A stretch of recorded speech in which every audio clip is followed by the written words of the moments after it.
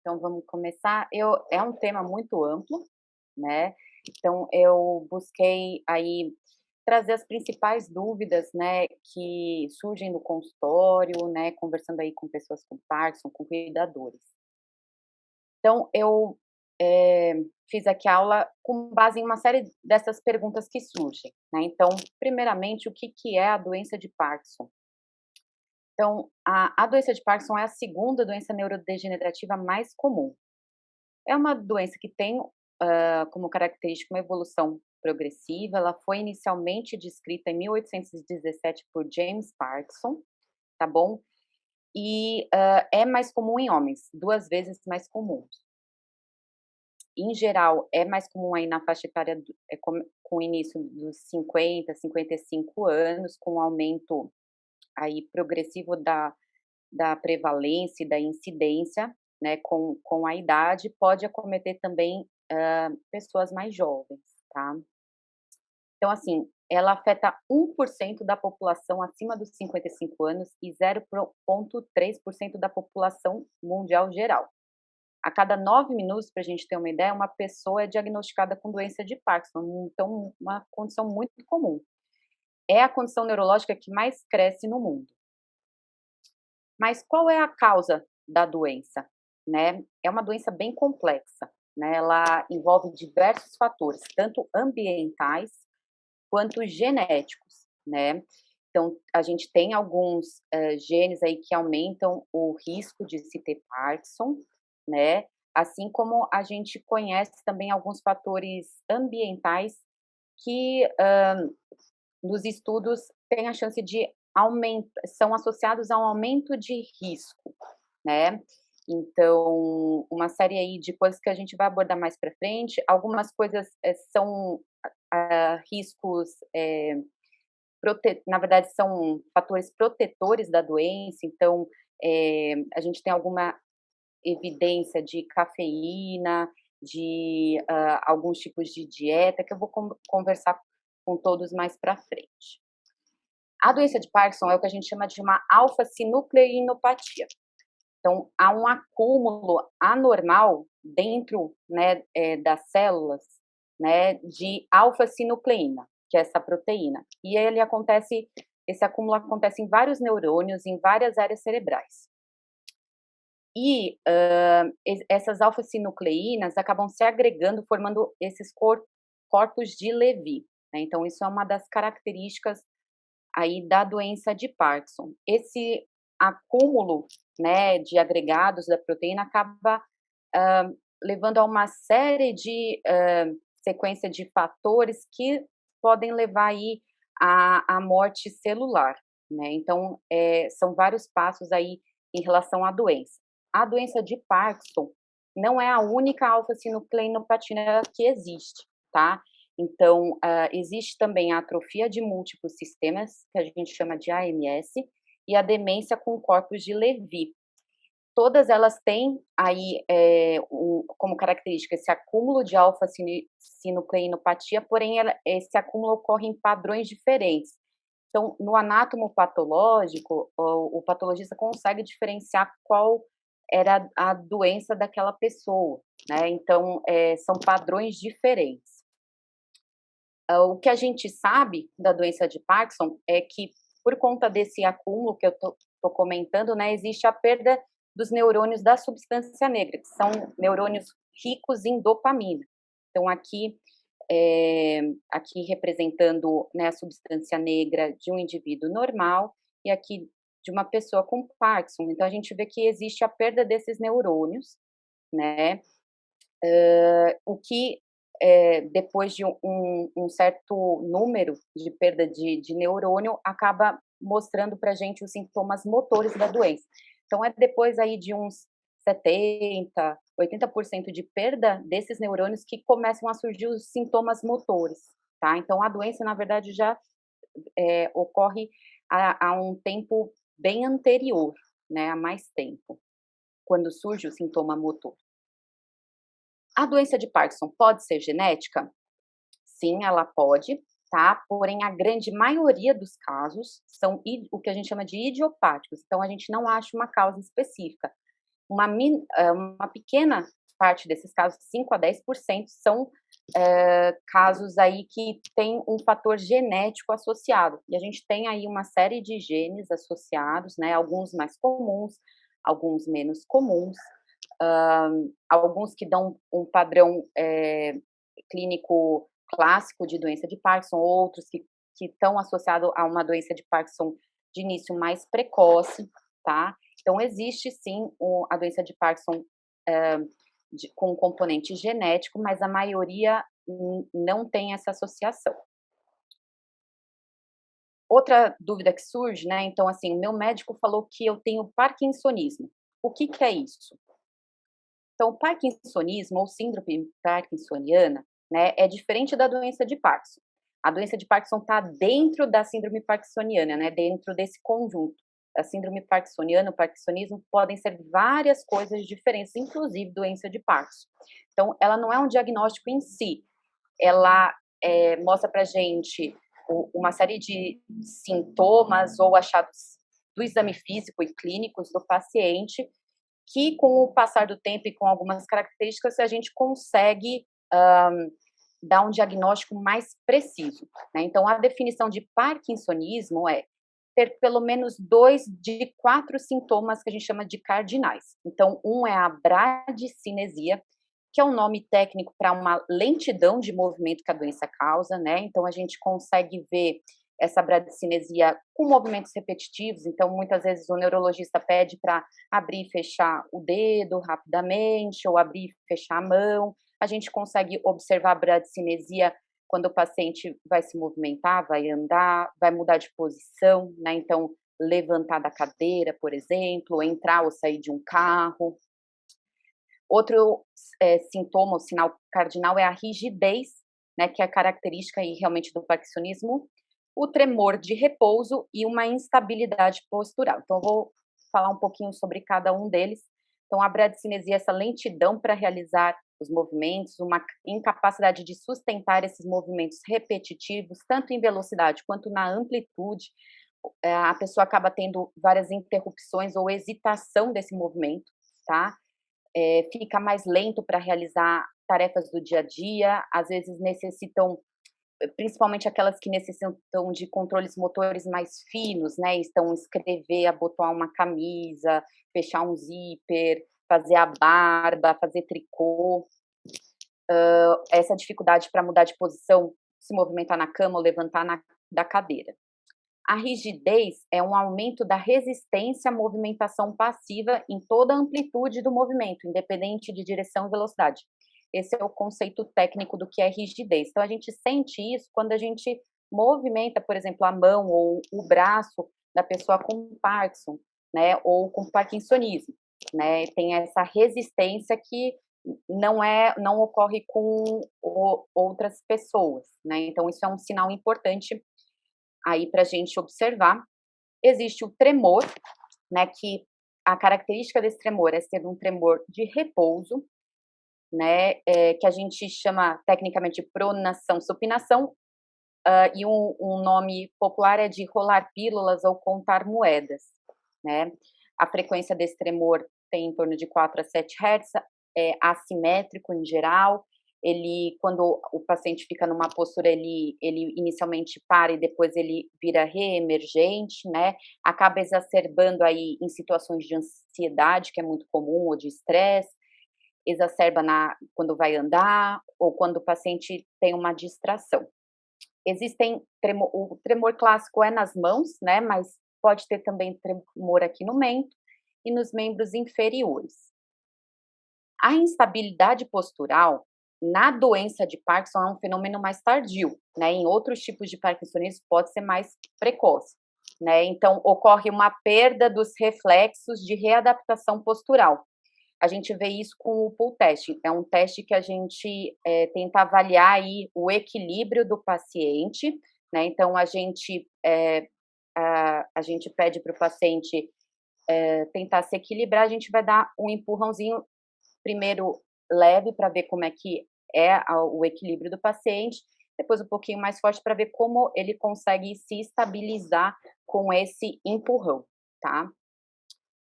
Quais os sintomas da doença de Parkinson em si, né? Então, o diagnóstico da doença é com base nos sintomas motores, né? Então, diferente do parkinsonismo, que precisa ter 2 daqueles 4 sintomas ou sinais, na doença de Parkinson a gente precisa ter a bradicinesia, ou seja, a lentidão do movimento e pelo menos mais um, rigidez, o tremor típico, né, que é aquele que eu descrevi, e a instabilidade não causada por outros fatores, né. A gente tem sintomas mais sutis, né, então que a micrografia, ou seja, a letra vai ficando menorzinha, muda a letra da pessoa, uma hipomimia, então uma redução da expressão facial, diminui os piscamentos, no andar, passos mais curtos, em geral em bloco, tem uma redução do balanço natural dos braços, tem uma postura aqui, de camptocormia, então um pouco encurvado para frente, né,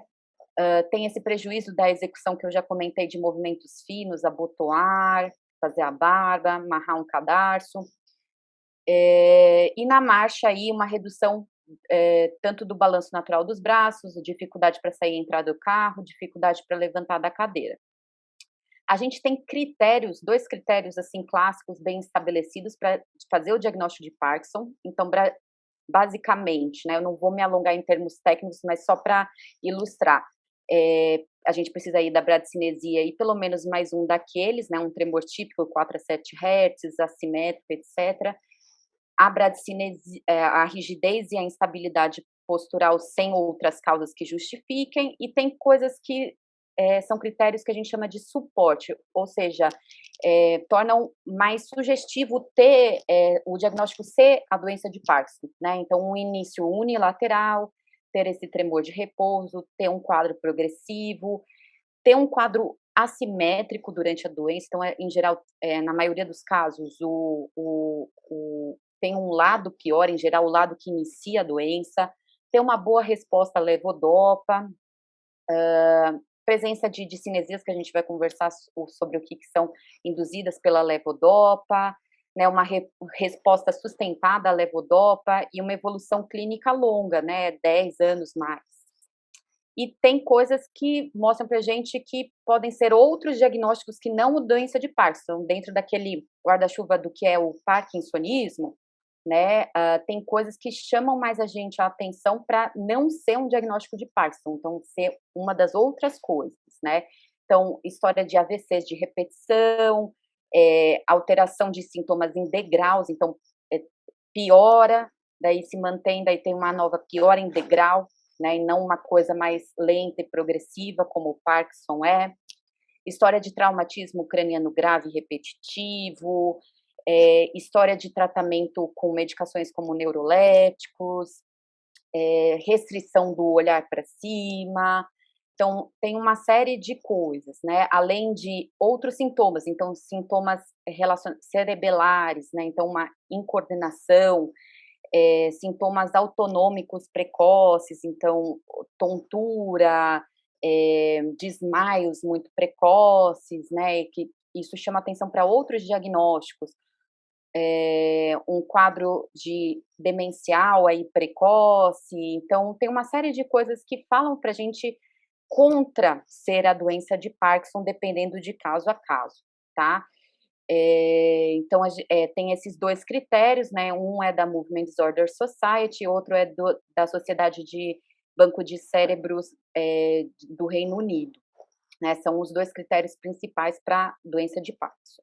Eu vou passar então aqui quais os sintomas da doença, né. Então assim, o acompanhamento do paciente, como eu mostrei, né, como as coisas evoluem, são fundamentais para o diagnóstico. Então a gente vê a resposta, a medicação, né, no Parkinson em geral tem uma boa resposta, né.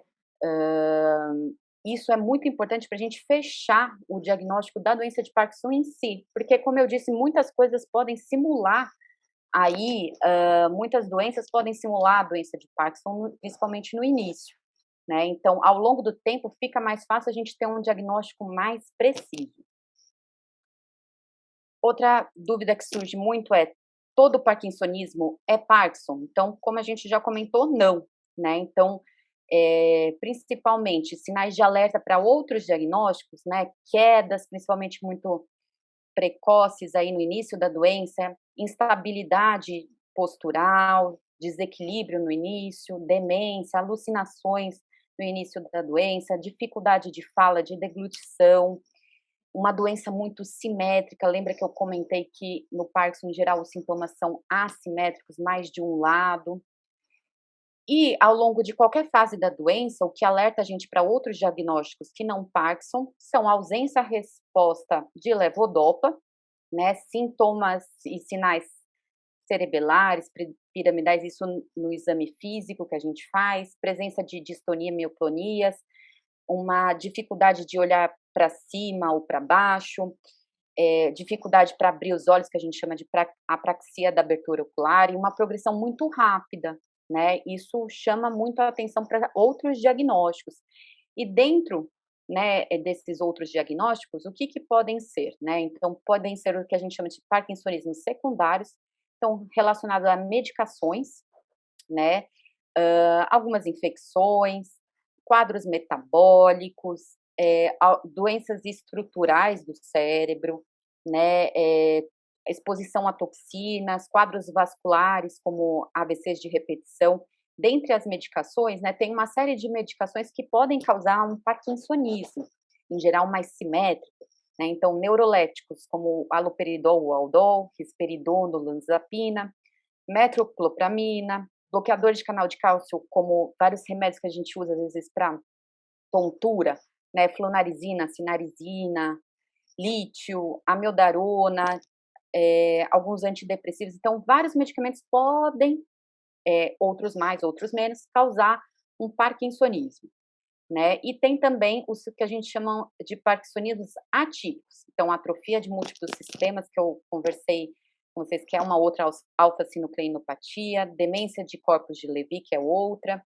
Daí a gente entra em algumas outras doenças que têm etiologias diversas, como a paralisia supranuclear progressiva, que é bem característico ter essa dificuldade aí do olhar vertical, quedas precoces, um desequilíbrio precoce, degeneração córtico-basal, entre várias outras, né? E outras doenças, né, que são degenerativas hereditárias, né, que às vezes podem se confundir com tendo um parkinsonismo.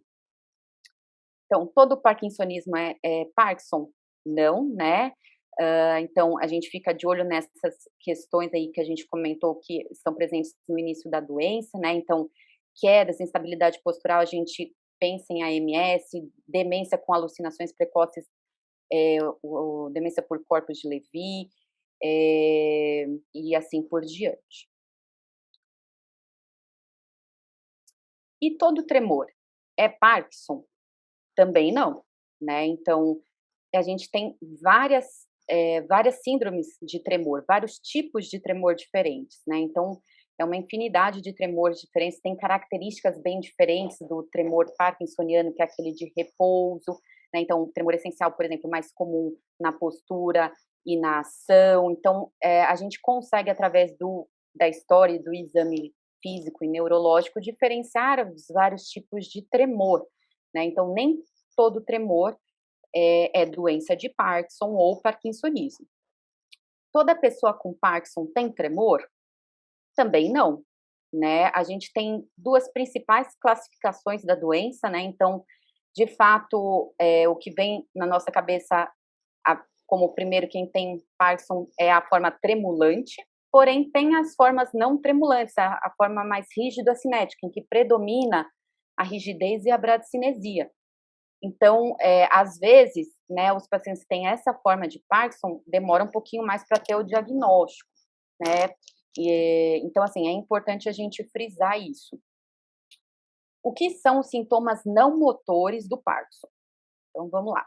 Hoje a gente, como eu comentei lá no começo, a gente sabe que a doença de Parkinson é uma doença complexa, né, então é caracterizada também por esses sintomas não motores.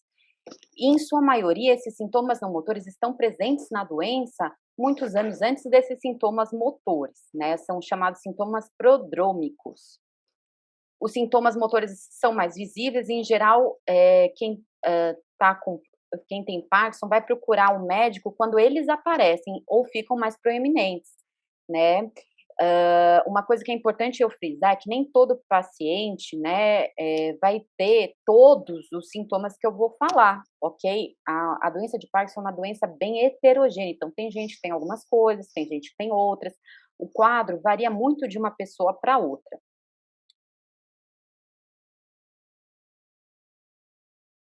Então aqui a gente o que é mais visível, né, são os sintomas motores, o tremor, a bradicinesia, que é a lentidão de movimento, instabilidade postural, rigidez, às vezes a dificuldade para deglutir, dificuldade de marcha, mas por baixo a gente assim, às vezes escondido, a gente consegue ver que a pessoa com Parkinson tem muitos sintomas outros, né, então um quadro de, às vezes, depressão ou ansiedade, pode acontecer muitos anos antes da doença, uma apatia, constipação, o que a gente chama de transtorno comportamental do sono REM, que é uma condição na qual a pessoa atua o seu sonho, né, então no nosso sono natural, né, a fase que a gente sonha é o sono REM. Como a gente sonha nessa etapa do sono, naturalmente, né, os nossos músculos estão relaxados para a gente não atuar o sonho. Quando a pessoa tem o transtorno comportamental do sono REM, a gente perde essa atonia, né, natural, do sono REM. Então a pessoa começa a atuar o sonho. Então, às vezes dá chutes, dá socos, às vezes machuca a pessoa do lado, às vezes cai da cama, né. Então isso pode acontecer, é bem comum de ser um sintoma prodrômico da doença. Hiposmia é outro sintoma prodrômico, então uma diminuição aí do olfato, fadiga, dor é outro sintoma muito comum, tá, Foda.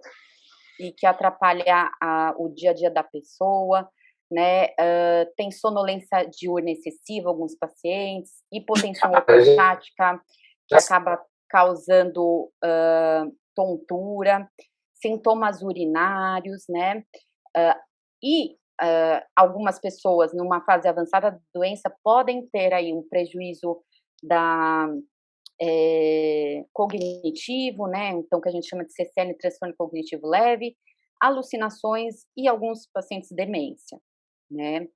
Então, o que são os sintomas prodrômicos? São aqueles que começam muitos anos antes da doença, né, então a constipação, como eu comentei, a sentir menos o cheiro das coisas e ter esse sono agitado, que é o transtorno comportamental do sono REM. Nem todo mundo tem todos esses sintomas, mas são coisas que são sugestivas, né. Esses outros sintomas que a gente conversou, então pode ser tanto do humor, depressão, ansiedade, apatia, a dor, os sintomas autonômicos, que são a constipação, hipotensão ortostática, tontura, disfunção erétil, alterações urinárias, do sono, insônia, sonolência excessiva diurna, síndrome das pernas inquietas também pode acontecer, muito comum. Transtorno de controle de impulsos, alguns transtornos cognitivos, como a gente comentou, desatenção, queixas outras cognitivas, algumas alterações visuais, mais raro, né. Então, a gente vê aqui na frase pré-motor, antes de ter os sintomas motores, né, já acontecem vários desses sintomas não motores. E, aqui na fase inicial da doença também a gente é acompanhada de sintomas não motores ao longo de toda a doença, né, e conforme a doença vai evoluindo, os sintomas motores também, hã, vão aparecendo as complicações motoras que a gente chama, então são flutuações motoras e discinesias que a gente vai conversar mais para frente, tá, que são algumas complicações motoras da doença. Tem algum exame que diagnostica a doença de Parkinson? Então, isso é uma pergunta muito comum. Na verdade, não. Como eu mostrei, né, o diagnóstico é clínico, a gente tem critérios diagnósticos com base no que o paciente relata, o que a gente vê no exame físico e a evolução ao longo do tempo, a resposta ao tratamento, né? Mas, a gente, em geral, pede alguns exames para afastar algumas outras doenças, quando a gente está em dúvida entre 2 condições, né, então, em geral, a gente pede algum exame de imagem, uma ressonância, uma tomografia. Quando a gente está em dúvida no diagnóstico, a gente pode pedir aí um SPECT ou um PET com transportador, né, um TRODAT ou com transportador de dopamina, que ajuda principalmente a gente a diferenciar tremor essencial de doença de Parkinson, tá?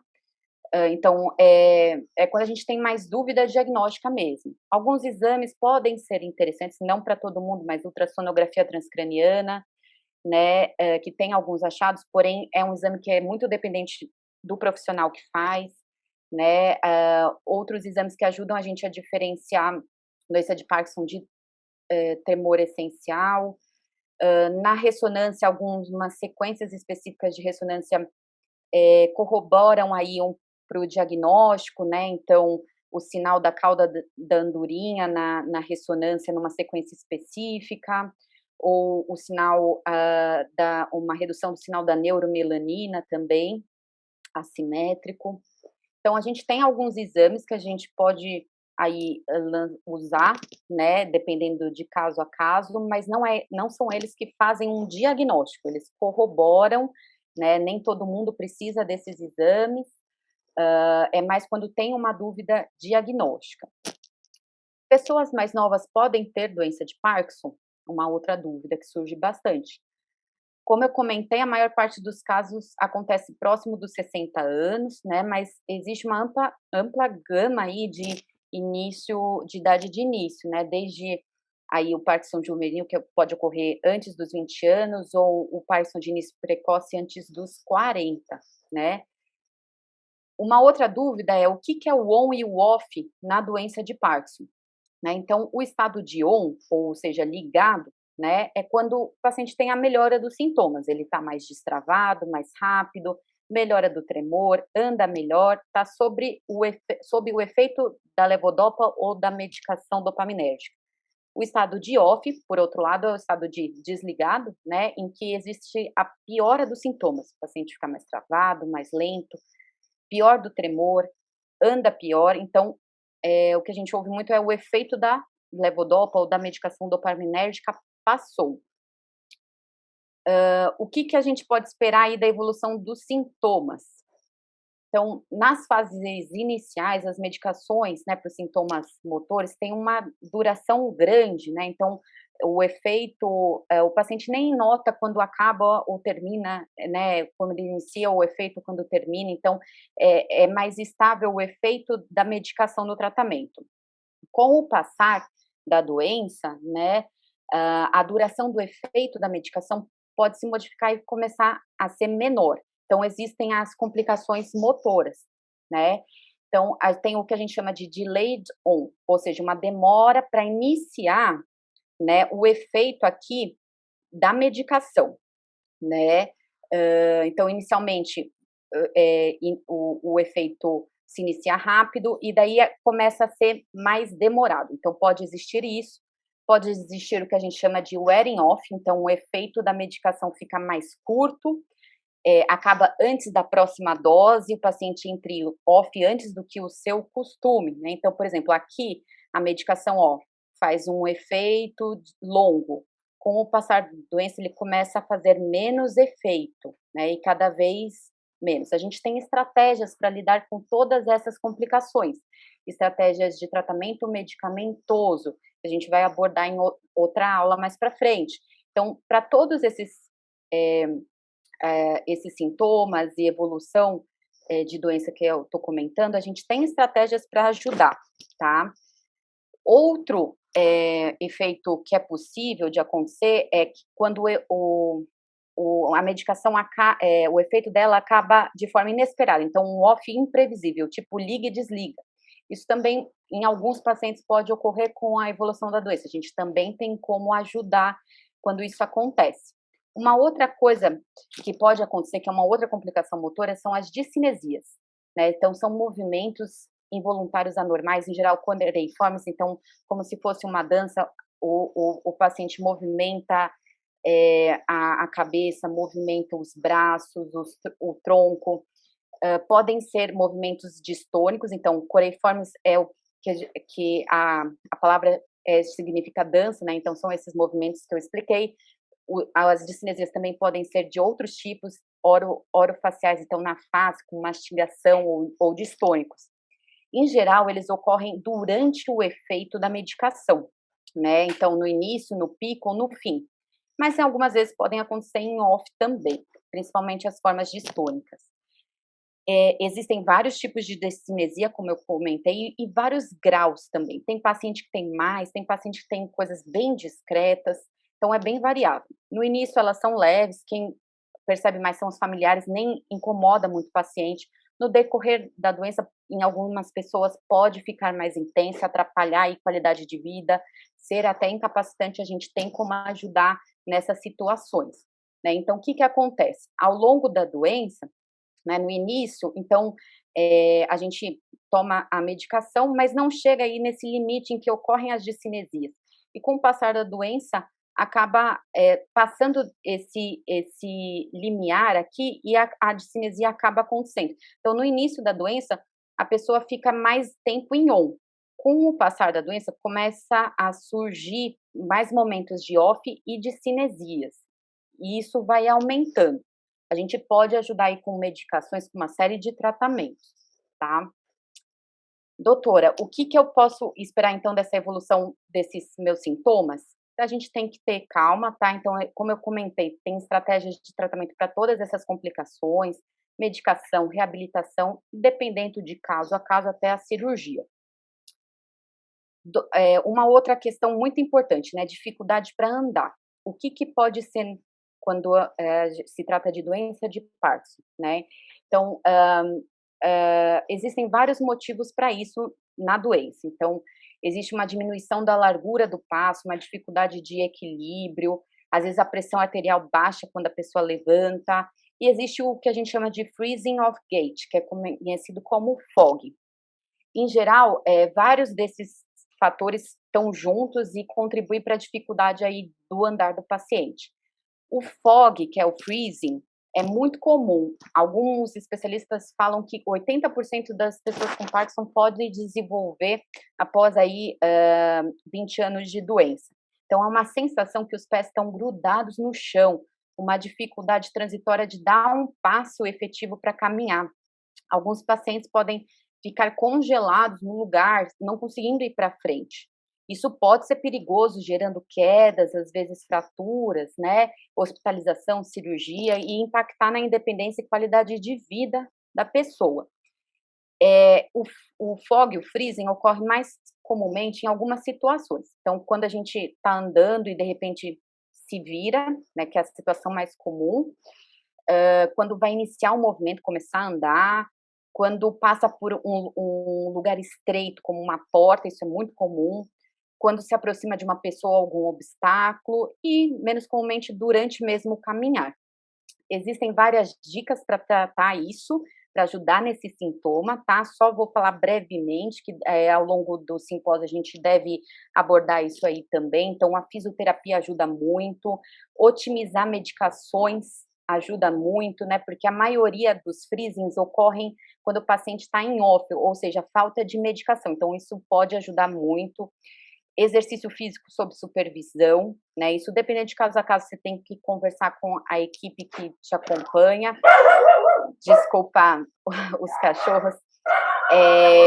Praticar atividade que precipitam o freezing e trabalhar em soluções junto com a equipe multidisciplinar, o fisioterapeuta, para contornar essas atividades que precipitam o freezing. Avaliação da casa por um terapeuta ocupacional para diminuir barreiras e trazer soluções em locais que o freezing ocorre mais. Otimizar também medicações de sintomas não motores, porque os sintomas não motores também têm tratamento, tá? A ansiedade, por exemplo, pode contribuir para o freezing. E, além disso, né, a fisioterapia tem várias técnicas que ajudam, pistas auditivas, né, dicas auditivas como o uso de metrônomo ou de música, pistas visuais como listras no chão, bengalas luminosas, isso vai ser abordado ao longo do simpósio. Então, assim, é um sintoma que, como eu disse, pode acometer muitas pessoas e impacta na qualidade de vida, tem tratamento específico, é importante a gente sempre ficar de olho nisso. Toda pessoa com Parkinson tem os mesmos sintomas e evolução? Isso definitivamente não, gente. Os sintomas da doença são muito variáveis, é uma doença muito heterogênea. Eu sempre falo para os meus pacientes, não se compare com outras pessoas com Parkinson. Cada pessoa é diferente. O tratamento para Parkinson é individualizado, tá? Então é muito diferente. Não se compare com outra pessoa com Parkinson, tá? Então, assim, para cada etapa da doença, a gente tem tratamentos diferentes e muitas vezes em conjunto, então medicação, reabilitação, tratamento cirúrgico, né? Então, assim, tem muita coisa que a gente pode fazer para ajudar, para aliviar sintoma, melhorar a qualidade de vida. Existe prevenção para a doença de Parkinson? Então, assim, ainda não temos orientações muito concretas a esse respeito. Tem sido muito estudado. Existem, como eu comentei lá no começo, potenciais fatores de risco e fatores protetores que são conhecidos, tá? Mas não existe ainda uma evidência clara, causa e efeito, e sim uma associação, ou seja, são coisas que parecem ajudar ou aumentar risco, mas mais estudos são necessários, né? Então, tem uma relação aí de fator de risco com pesticidas, trauma craniano, fatores protetores potenciais aí, atividade física, cafeína em quantidade moderada, consumo de frutas e vegetais. Em geral, a gente estimula uma alimentação saudável com alimentos ricos em flavonoides, né, que são moléculas ricas em frutas, vegetais e bebidas. A dieta e algumas bebidas, né, a dieta do Mediterrâneo vem sendo muito estudada. O que a gente pode fazer para melhorar a progressão de doença? Isso é muito importante. É sempre bom salientar que são recomendações gerais e que é importante conversar com o seu médico, né? Mas a Academia Americana de Neurologia recomenda, com base em vários estudos recentes, atividade física regular, né? Então, converse com o seu médico. Pelo menos 150 minutos de uma atividade moderada a alta intensidade. Isso mostrou que melhorava o andar e o equilíbrio. Algumas evidências para tai chi, dança, principalmente para equilíbrio. Atividades de trabalho, então atividades voluntárias ou remuneradas que requeiram pelo menos uma caminhada, mais de 15 horas semanais, tem evidência que diminuíram o comprometimento cognitivo, né, das pessoas. Atividades domésticas também diminuem a queda da funcionalidade geral. Como é o tratamento aí da doença de Parkinson? Isso vai ser tema de uma aula, né? Aqui é só um slide ilustrativo, então é um conjunto aí de fatores e tudo é importante, né? Então, medicações, fisioterapia motor e de equilíbrio, fono, atividade física e mental, psicologia e, em alguns casos, existe também indicação cirúrgica, não são todos, tá bom? Então, esse slide é bem importante e ele resume boa parte do que a gente vai falar nas próximas aulas.